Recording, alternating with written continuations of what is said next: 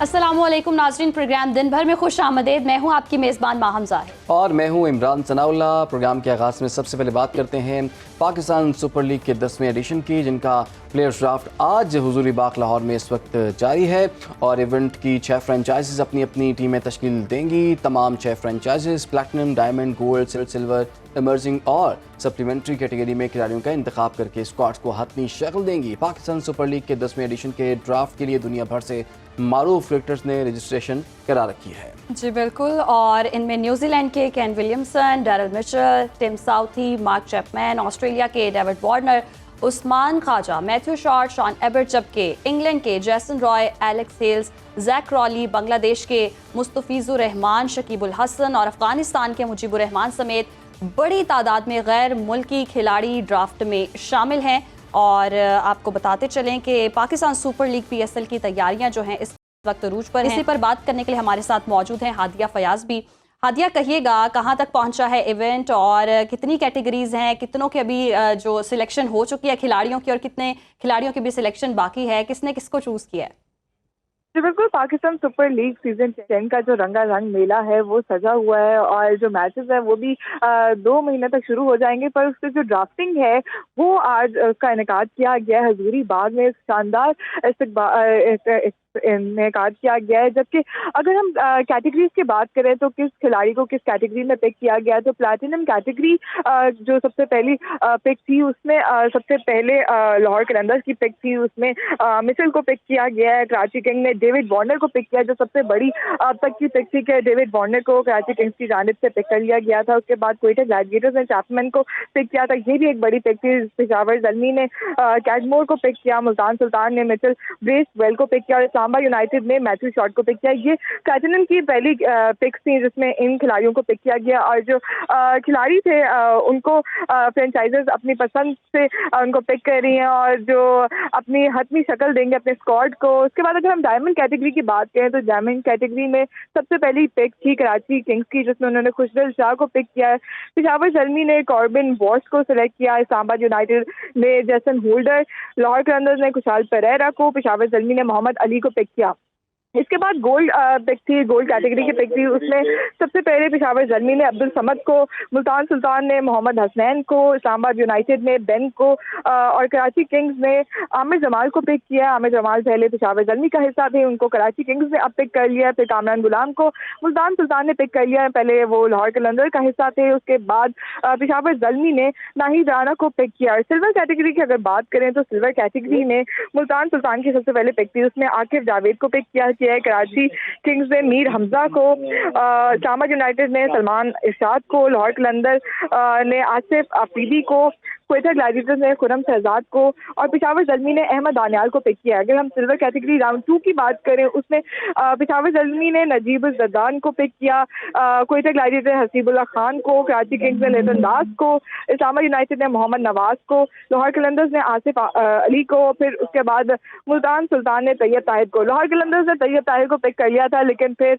मुल्तान सुल्तान ने कहा ये हमारा प्लेयर है तो हम आपको ये नहीं देने देंगे, तो आसिफ अली को फिर लाहौर कलंदर्स ने सेलेक्ट किया। सिल्वर कैटेगरी के राउंड 3 की बात करें तो फिर इसमें लाहौर कलंदर्स ने सबसे पहले रिशत हुसैन को पिक किया, इस्लामाबाद यूनाइटेड ने गौस को पिक किया, मुल्तान सुल्तान ने मोटी को पिक किया, क्वेटा ग्लैडिएटर्स ने जेमिसन को पिक किया, मुल्तान सुल्तान ने जॉश को पिक किया और लाहौर कलंदर्स ने मोहम्मद इखलाक को पिक किया। अब इसके बाद जो पिक्स होंगी वो इमर्जिंग कैटेगरी के पिक्स होंगी और फिर उसके बाद पिक्स आएंगी सप्लीमेंट्री की। ये दो जो हैं पिक्स अब रह गई हैं इन दो कैटेगरीज की। फिर उसके बाद ये जो ड्राफ्टिंग का मेला है वो इख्तिताम पजीर हो जाएगा और जो फ्रेंचाइजेज हैं वो अपने मनपसंद खिलाड़ियों को सिलेक्ट करके अपनी जो बेस्ट स्क्वाड होगा उसका अनाउंस करेंगे। और अभी यहाँ पे प्रेस कॉन्फ्रेंसेस भी शुरू हो चुकी हैं। बाबर आजम ने यहाँ पे आके बात की है, शाहीन शाह अफरीदी ने आके बात की है और यहाँ पे अब सलमान अली आगा भी आके मीडिया से गुफ्तगू कर रहे हैं। उनका यही कहना है कि खुशाइंद है और अपनी अपनी टीम को सपोर्ट कर रहे हैं और अपनी बेस्ट जो जो स्क्वाड है उसको सेलेक्ट करना चाहते हैं। और इस दफ़ा जो सीज़न 10 है वो सबसे बड़ा सीज़न होगा और उसमें अपनी बेस्ट स्क्वाड को जब वो रखेंगे तो वो जब परफॉर्म करेंगे तो वो एक अलग ही मज़ा होगा स्क्वाड का भी और मैचेस का भी, क्योंकि आप देख सकते हैं कि ड्राफ्टिंग जो है वो हजूरी बाग में एक शानदार किस्म का उसका एहतमाम किया गया और इतनी खूबसूरत तरीके से ड्राफ्टिंग का इंतज़ाम है। और उसके बाद अब सोचे जब PSL स्टार्ट हो जाएगा, उसके मैचेस स्टार्ट हो जाएंगे तो वो रंगारंग मेला कितना खूबसूरत होगा, क्योंकि अब स्टेडियम्स भी नए अपग्रेड हो रहे हैं और स्टेडियम जब तामीर हो जाएंगे उसमें PSL के मैचेस होंगे तो वो कितने खूबसूरत अंदाज में होंगे। ठीक है, बहुत शुक्रिया आपका। हादिया फयाज हमारे साथ थी और PSL सीज़न 10 के मुतालिक हमें बता रही थी। और हम देख रहे हैं PSL वहाँ में अब एक ब्रांड बन चुका है और इसके 9 सीजन जो हैं हमने देख लिए हैं। PSL सीज़न 10 जो है वो आने वाला है, उसके लिए मुख्तलिफ टीमों ने, चाहे फ्रेंचाइजीज ने अपने अपने पसंद के खिलाड़ियों को पिक कर लिया है और इसमें बड़ा हल्ला गुल्ला होने वाला है, बड़ी फेस्टिविटी होने वाली है। और ख़ास तौर पर उन लोगों के लिए बड़ा स्ट्रॉन्ग मैसेज है जिन्होंने पाकिस्तान से क्रिकेट ख़त्म करने की बात की थी। तो पाकिस्तान अपने ब्रांड के साथ यानी कि PSL के साथ, पाकिस्तान सुपर लीग के साथ जो है वो मैदान में है और 10वां सीज़न इस वक्त शुरू होने को है। और साथ साथ आपको ये बता दें कि भारत के खिलाड़ी इसमें शामिल हैं, क्योंकि भारत नहीं आ रहा था, लेकिन यहाँ से देखें कि गैर मुल्की खिलाड़ी भी जो हैं वो PSL में शरीक हो रहे हैं। और भारत की हरधर्मी देख लें आप, सियासत खेल भी जो है वो सियासत की नज़र हो जाती है। आगे बढ़ते हैं। खैर, सिख रहनुमाओं का कत्ल और भारतीय हुकूमत की आलमी दहशतगर्दी आलमी ज़राए इब्लाग का मौजू बन गई है। अल जज़ीरा ने सिख रहनुमा प्रदीप सिंह निज्जर के कत्ल पर डॉक्यूमेंट्री जारी कर दी है, जिसमें सिख रहनुमा के कत्ल में भारत के मुलव्वस होने के नाकाबिले तरदीद शवाहिद दिए गए हैं।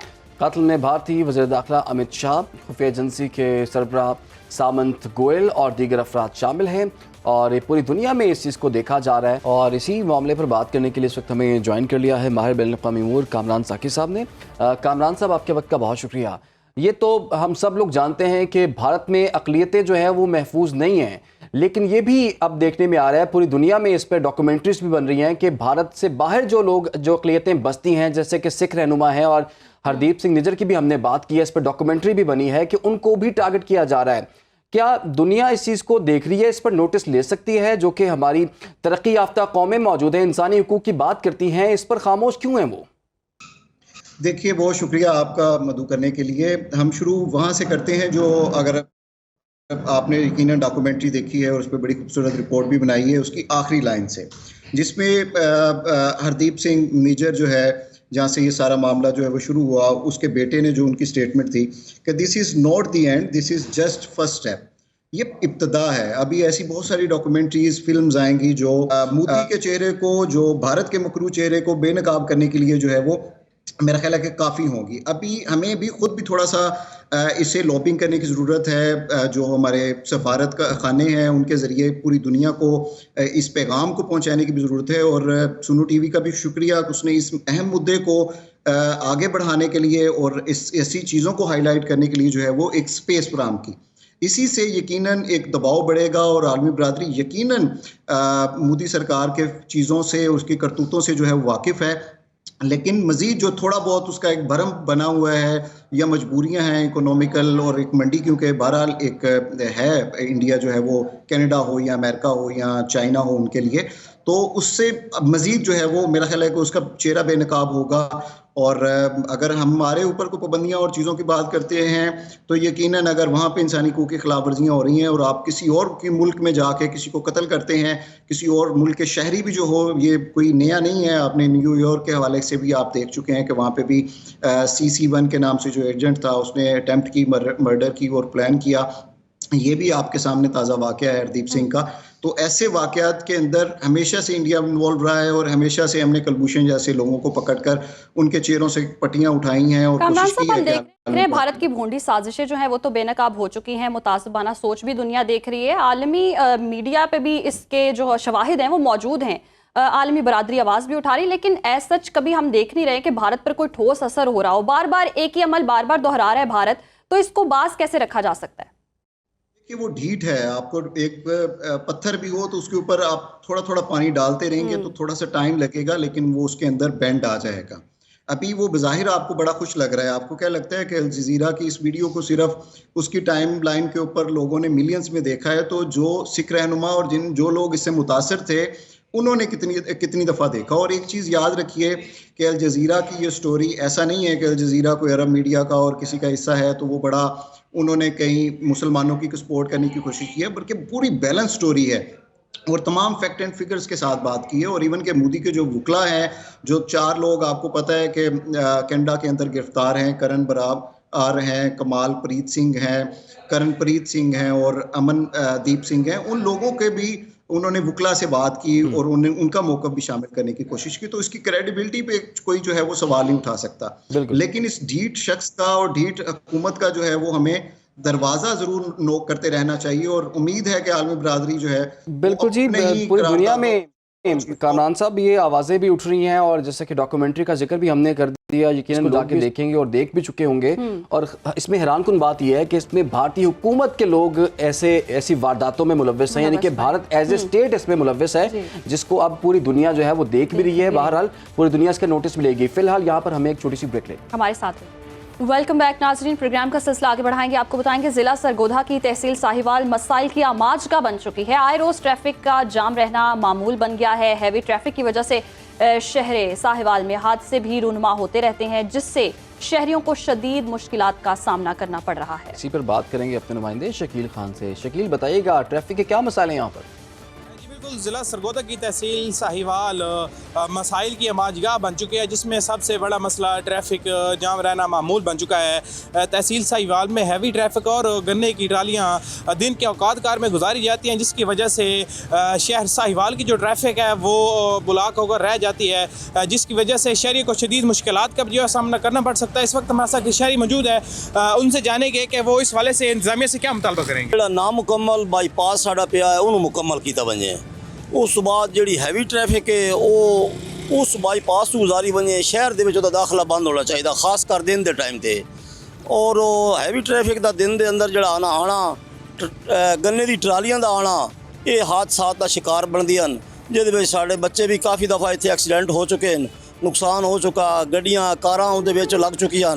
खास कर दिन के टाइम ते दाखला हैवी ट्रैफिक का गन्ने के ट्रालियां का बंद होना चाहिए। जी बिल्कुल, जैसा कि शहरी का यही कहना था कि दिन के औकात कार में जो हैवी ट्रैफिक है इसका दाखिला साहिवाल शहर में बंद किया जाए, जबकि जो नामुकम्मल बाईपास है फिलहाल उसका नोटिस लेकर उसको मुकम्मल किया जाए, ताकि जो हैवी ट्रैफिक है वो वहाँ पर डिवाइड हो सके और शहर साहिवाल में जो हादसा से कमी आ सके। जी सही, तो जो नामुकम्मल बाईपास है इंतज़ामिया को चाहिए कि वो मुकम्मल करवाएं और हैवी ट्रैफिक का जो फ्लो है वो देखें। इंतज़ामिया को हरकत में आना चाहिए और हादसात से आवाम को बचाना चाहिए। खैर आगे बढ़ते हैं जी। ज़िला झंग की बल्दिया इंतज़ामिया की गफलत और लापरवाही से करोड़ों रुपए मालियत की मशीनरी कबाड़ बन गई है। मशीनरी के इस्तेमाल और मुरम्मत ना होने से शहर में जगह जगह गंदगी के ढेर लग गए। शहरियों ने ज़िला इंतज़ामिया से शहर की सफाई सुथराई का मुतालबा किया है। इस हवाले से मज़ीद जानते हैं अपने नुमाइंदे अली अब्बास से। जी अली, बताइएगा।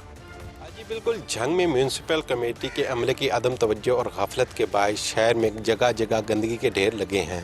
हुकूमत की जानिब से खती रकम खर्च करके सफाई के लिए सामान ख़रीदा गया, लेकिन कई माह गुजर जाने के बावजूद सामान ज़ेर इस्तेमाल ना लाया जा सका, जो खुले आसमान तले पड़ा है और जंग आलूद होकर ख़राब हो रहा है, जो कबाड़ की शक्ल अख्तियार कर रहा है। इसके अलावा ट्रैक्टर, ट्रालियाँ, हैवी मशीन बेकार हो चुकी है। अगर बर वक्त इस मशीनरी की मरम्मत की जाती तो लाखों रुपए का सामान और मशीनरी नकारा ना होती। ज़राए के मुताबिक 70 से 80 लाख रुपए खर्च करके हाथ रेडी खरीदी गई, जिससे गली मोहल्लों से कूड़ा उठाया जाना था, लेकिन मुतलका अफसरान की जानिब से हाथ रेडी को नकारा करार दे दिया गया, जो कि कबाड़ की शक्ल अख्तियार करता जा रहा है, जबकि दीगर मशीनरी से कीमती सामान भी चोरी होने का इंकशाफ किया गया है। शहरियों ने आला हकाम से सूरत हाल बारे नोटिस लेते हुए मशीनरी को फाल करने और सफाई के निज़ाम को बेहतर करने का मुतालबा किया है। जी प्रोग्राम में आगे बढ़ते हैं और बात करते हैं हैदराबाद की, जहां पर नहरों की सालाना भल सफाई मुहिम फाइलों की हद तक महदूद होकर रह गई है।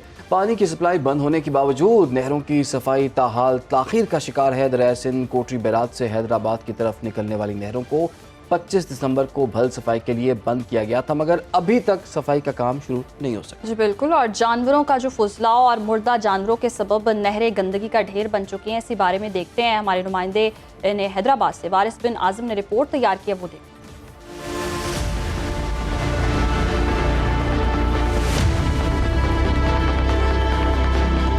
दरियाई सिंध कोटरी बैराज से हैदराबाद की तरफ निकलने वाली नहरों को 25 दिसंबर को भल सफाई के लिए बंद किया गया, मगर अभी तक सफाई का काम शुरू नहीं हो सका। जानवरों का फुजला और मुर्दा जानवरों के सबब नहरें गंदगी का ढेर बन चुकी हैं। घर में एक बूंद भी पानी नहीं है, नहाने के लिए नहीं, बच्चों के लिए पीने के लिए नहीं है पानी, खरीद कर पानी लाना पड़ रहा है हमें। जितने भी गवर्नमेंट के फंड वगैरह आते हैं, हमने तकरीबन 40 साल में आज तक सफाई होते हुए तो देखा नहीं। भल सफाई की मुहिम जनवरी को खत्म हो रही है, मगर महकमा अनहार की कारकर्दगी कहीं नजर नहीं आ रही। सालाना भल सफाई के सबब नहरों में पानी बंद होने से हैदराबाद के मकीनों को पानी भी नहीं मिल रहा, जबकि सफाई न होने से मुख्तलिफ बीमारियां फैलने का भी खदशा बढ़ गया है। मेरा सामने ही घर है, हर साल यही कहा जाता है कि न नहरों की सफाई हो रही है, लेकिन 20-25 साल हो गए कोई नहरों की सफाई नहीं होती। नहरों की सूरत हाल बहुत ख़राब हुई पड़ी है। हुक्काम बाला से अपील करते हैं कि नहरों की सफाई पे भरपूर तवज्जो दें और क्या कहते हैं, जल्द से जल्द लोगों के घर में जो है ना वाटर सप्लाई का पानी आ जाए। इस हवाले से जब महकमा अनहार के हुकाम से रब्ता किया गया तो वो अपना मौक़िफ़ देने से गुरेजा रहे। महकमा अनहार की लापरवाही कह लें। तो ये स्पेशल रिपोर्ट आपने मुलाहिजा की और आपने देख लिया कितने मसाइल हैं, ख़ास तौर पर जो इदारे जो मुतल्लिका इदारे हैं उनकी क्या रिस्पॉन्सिबिलिटी बनती है वो भी हमने दिखा दिया, और जो मसाइल लोगों को दरपेश हैं वो भी हमने बता दिए। अब हुकूमत की रिस्पॉन्सिबिलिटी बनती है कि इन मामलात को जल्द से जल्द निपटे, मसाइल को हल किया जाए। आने वाले प्रोग्राम्स में भी हम इसका फॉलोअप लेते रहेंगे कि इंतजामिया हरकत में आई है, मसाइल अवाम के हल हुए हैं या नहीं हुए, क्योंकि हमारे प्रोग्राम का मकसद यही है कि अवाम के मसाइल को उजागर करना, ऐवान बाला तक पहुँचाना, ताकि उन पर एक्शन लिया जाए। वोट लेकर हुकूमतों में लोग आते हैं, लेकिन उस तरह से आवाम को सहूलियात नहीं दी जाती। तो आवाम की सहूलियात के लिए ये प्रोग्राम है, हमारा काम है आवाज़ उठाना और मसाइल का हल ढूंढना। इसी के साथ ही प्रोग्राम का वक्त खत्म हो जाता है। हमें दीजिए इजाज़त, अल्लाह हाफ़िज़।